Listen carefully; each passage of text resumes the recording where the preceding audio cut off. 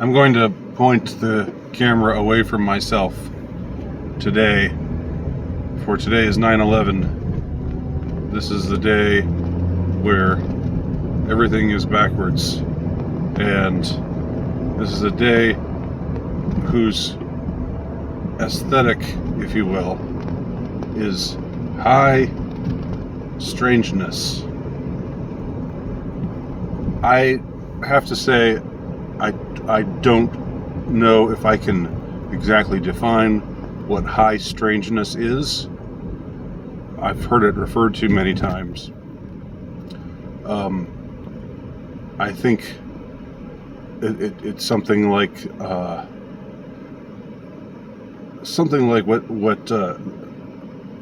what they're going for in a lot of these new analog horror productions that you can find on YouTube. One of the more creative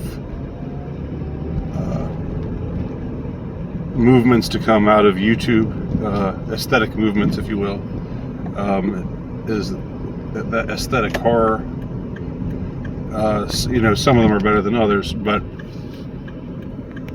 what it seems they all have in common is there's the intention is to make you feel like things are not quite right, things are off,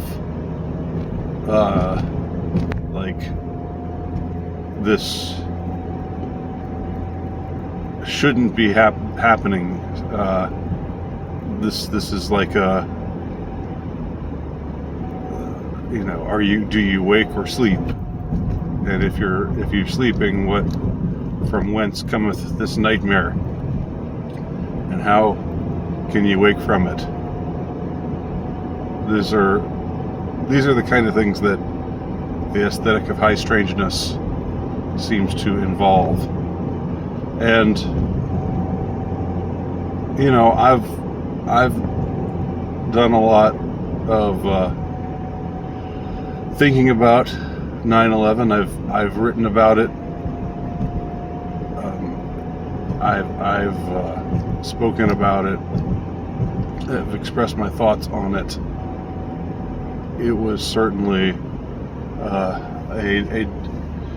day that did change everything. It might have been the day that began to thrust us into the world where we find ourselves now. Although it was a slow slide into dystopia. But I'd say we're just about there. And 9/11 was not the day that it began, but it was the day that gave it a real kick in that direction. And of course, there's still the official story, which I think is still adhered to by many people. And when I come across somebody who still seems to believe the official story, it kind of makes me think of how there were two different kinds of responses to Queen Elizabeth II, her recent death. There's like an older type of conservative thought, which is marked by a belief in the institutions of our civilization, and it's marked by a respect and a reverence for those institutions. And for people like this, for this older type of conservatism, what made 9/11 so significant was it was an attack by outsiders They think, anyway. This is what they say. This is what they believe, and that's what the official story teaches, that it was an attack by outsiders upon our civilization. And and the same kind of people are the ones who express sorrow over the passing of the Queen. Now, I'm not saying that the Queen's death should have been a cause for celebration. Don't get me wrong. I'm not saying to celebrate anyone's death, necessarily, unless we're talking about a tyrant, which I don't know if Elizabeth could be called that. As they say, the royal family is mostly a figurehead institution today. But still, what the Queen represented to this older type of conservative, and what 9/11 represents to this older type of conservative, is this sense or belief in and reverence for the institutions that our civilization was built on, and a belief that those institutions are still alive and can still be reactivated.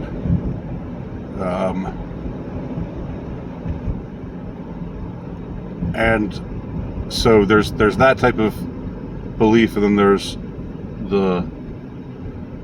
I don't know if we could call it the new right or the postmodern right, or I know the word, I don't like the word postmodern, but I'm trying to think of a word that would be better suited.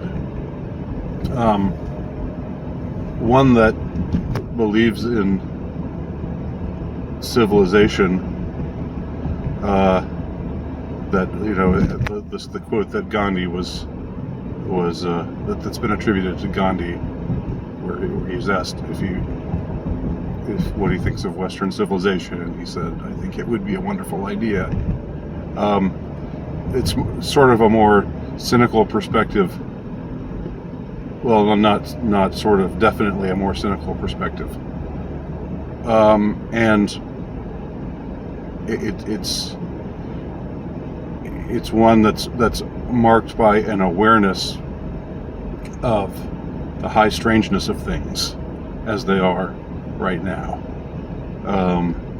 that we've slipped into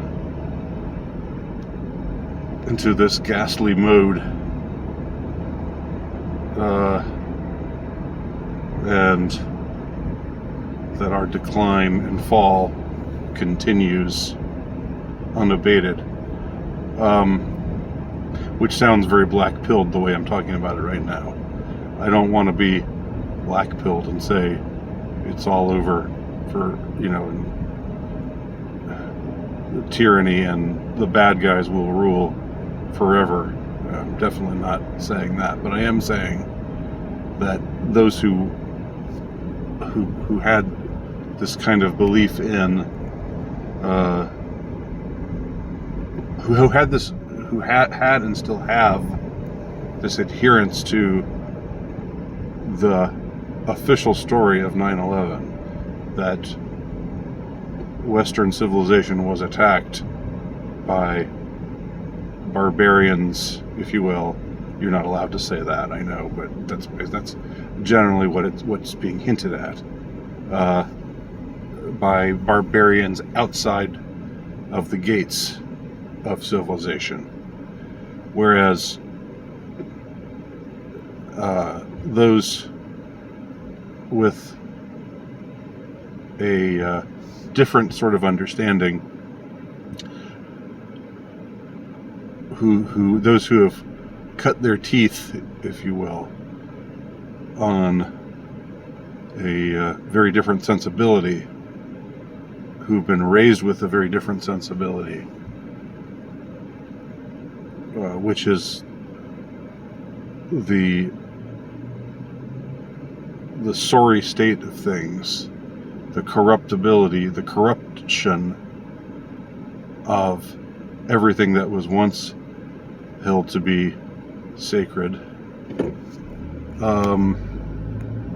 and the decline. Did I already mention decline? I don't know. I just woke up a few minutes ago. I'm just trying to get some ideas out there, because I still feel the need to commemorate this day with some words, for whoever's out there, whoever's actually watching, whoever's actually listening. I last year wrote a series of essays entitled 19 Arabs with Box Cutters, and I've republished those essays on my Substack channel for anyone who is interested.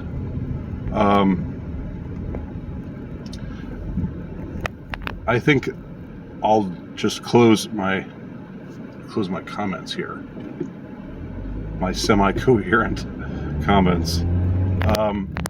I'll close by talking about what I find really striking, and this is discussed in the final essay of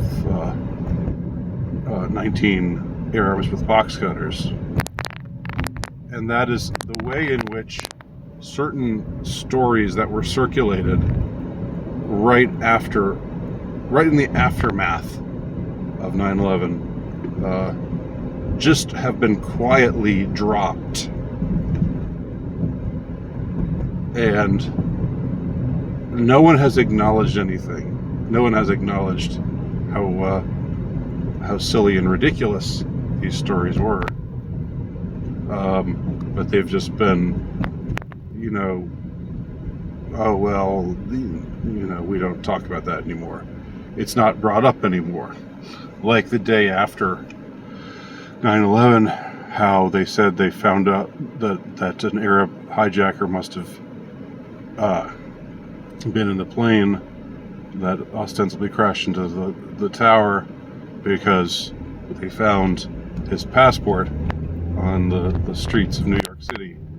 Some federal agent, some Johnny-on-the-spot federal agent picked up that passport and said, aha, I believe we have the answer to the mystery.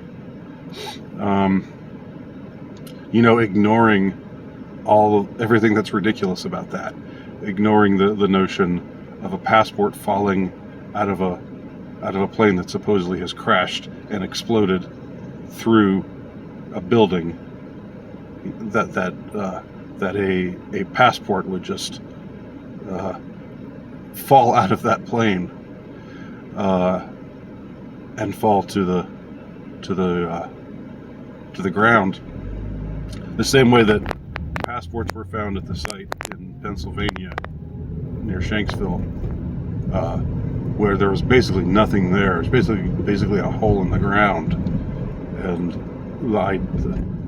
somehow we were sold on the story that the plane just vaporized, and that's why nothing was there,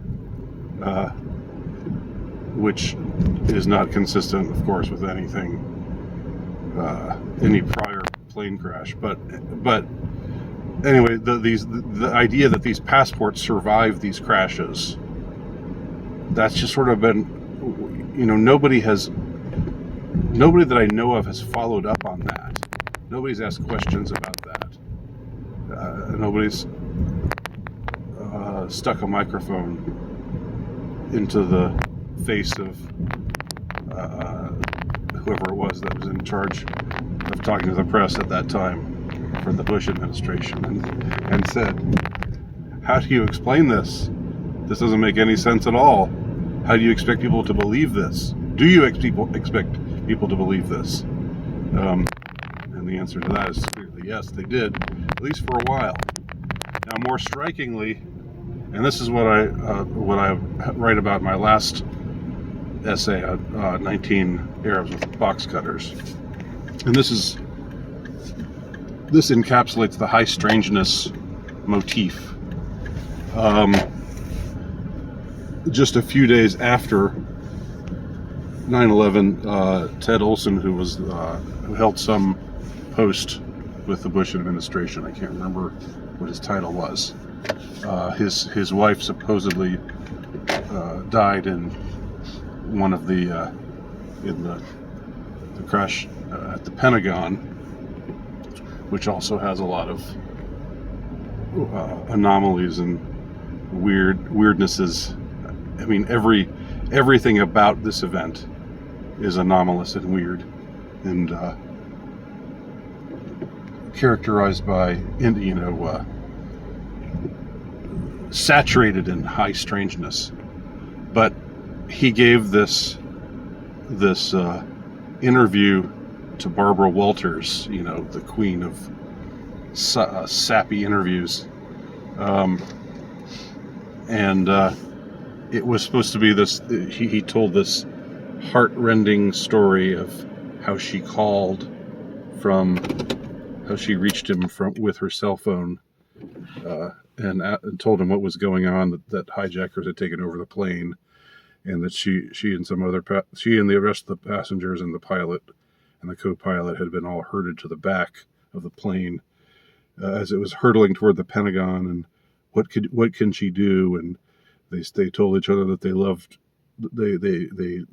She said she loved him. He said, "I love you too." And then the line went dead. He said she called him twice, and they talked for about 2 minutes the first time and 1 minute the second time, I believe. Well, that story was shown conclusively to have been to be impossible, because first of all, at that time, calling from a cell phone at that altitude was not something. Calling from that altitude to a place on the ground with one cell phone just would, from cruising altitude, it just wouldn't connect. And furthermore, the record showed that Barbara Olson had made one attempted call, but it had not gone through. And then people said, well, maybe it was the phones that they had in the planes at that time. But it turned out this plane that Barbara Olson was on, the one that allegedly crashed into the Pentagon, which, strangely enough, even despite being the most fortified building in the world, put up no defense, just let some large object crash into it and kill a bunch of the people who worked there. That's one of the one example of the high strangeness. That's one absurdity, one 9/11 absurdity of probably hundreds. But anyhow, his story was shown, Ted Olson's story was shown conclusively to be a lie. He was getting on television with Barbara Walters, telling this story that was absolutely untrue. And the thing is, you can't find that interview. You wouldn't be able to find this interview anymore. And it was like this should have been an interview that reverberated through the years, because wow, what a story, at least that's how they were selling it. But now the only reason that interview can still be found on YouTube is because some 9/11 some organization that disputes the official story and posts things online that show how the official story can't possibly be true. They've put it up there. If you go on YouTube, and at least this was true as of last year, probably still true. If you go on YouTube and look up this interview, you'll find that it's posted by this particular group. It's not posted by ABC News. It's not like ABC has dropped it from their archives. You can't find it, in any official mainstream media archive. They've just, again, quietly stopped talking about it, just like they stopped talking about the miraculous floating passport. So, high strangeness. That's the world we're in right now. It's one of high strangeness. And 9/11 was what gave us a big, good kick in that direction, the direction that we've been drifting towards. We've been drifting towards dystopia ever since. And it's a dystopia of high strangeness. Those are my thoughts on this 21st anniversary of 9/11. Thanks for listening.